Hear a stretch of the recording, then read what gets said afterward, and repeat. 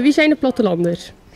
De Plattelanders, een toneelvereniging uit de gemeente Sluis eigenlijk. Met spelers uit alle kernen, alle dorpen. Breskens, Oostburg, Sluis, Reetrangement, noem maar op. Wat doet u precies bij de Plattelanders? Ik ben zelf, dat heet eigenlijk artistiek leider. In dit geval ben ik regisseur, maar dus eigenlijk de bedenker van alles wat we op het podium doen. Van alle stukken. Ik schrijf de stukken en ik regisseer ze. Hoe lang van tevoren beginnen jullie aan een stuk? Meestal, in mijn geval, een jaar of 3 van tevoren. Dan zitten de ideeën en dan gaat het borrelen.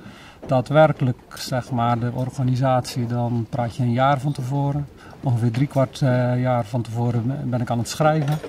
En dan een half jaar van tevoren gaan we spelen. Oké, dus u bent nu bezig met het toneelstuk voor over ongeveer een jaar? Over de 3 jaar al. Voor de komende 2 jaar, dat zit eigenlijk al in mijn hoofd. En ik ben al aan het denken voor 2017. En wat is de doelgroep precies? Iedereen. Iedereen die bij machten is om in het Ledeltheater een paar uur te kunnen blijven zitten en kijken, die kan komen. Dus of je nu oud bent of jong of intelligent of dom, dat maakt mij niet uit. Iedereen is welkom. Iedereen is doelgroep. Nou, goedenavond. Georges Dupont. Helene, jij zou de middelvanjaartje kunnen spelen. Ja, dat zijn ze. Oh, ik kijk er zo een eentje en ik speel de vader. Ah, dat is leuk. Nou, ik zal jullie even wat uitleggen over het filmen. Oké. Het filmen gaat als volgt. Zometeen krijgen jullie een stukje tekst. Hè? Script noemen we dat in ons vakjargon. En dat gaan jullie uit jullie kopie leren.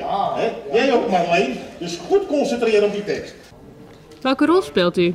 Ik speel de rol als regisseur. Regisseur in het toneelstuk. En hoe precies in het toneelstuk?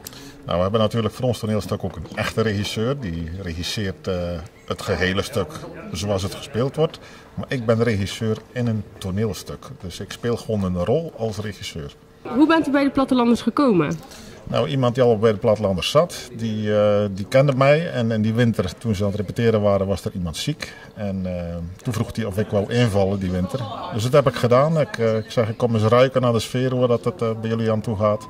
Dat beviel wel. En zodoende ben ik erbij gekomen en erbij gebleven. En hoe lang zit u al bij de Plattelanders? Ik weet het niet precies, maar ik denk een jaar of 7, 8. En u doet ieder jaar mee in het toneelstuk?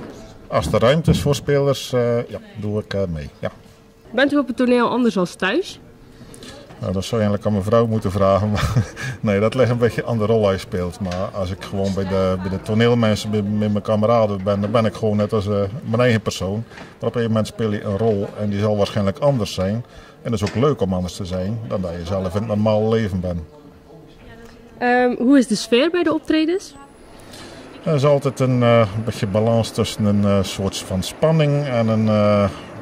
ja, hoe moet ik dat omschrijven? Het is een speciale sfeer, maar wel een zekere goede sfeer. Iedereen laat elkaar een beetje met rust en moedigt elkaar aan wat nodig is om tot een goede prestatie te komen uiteindelijk.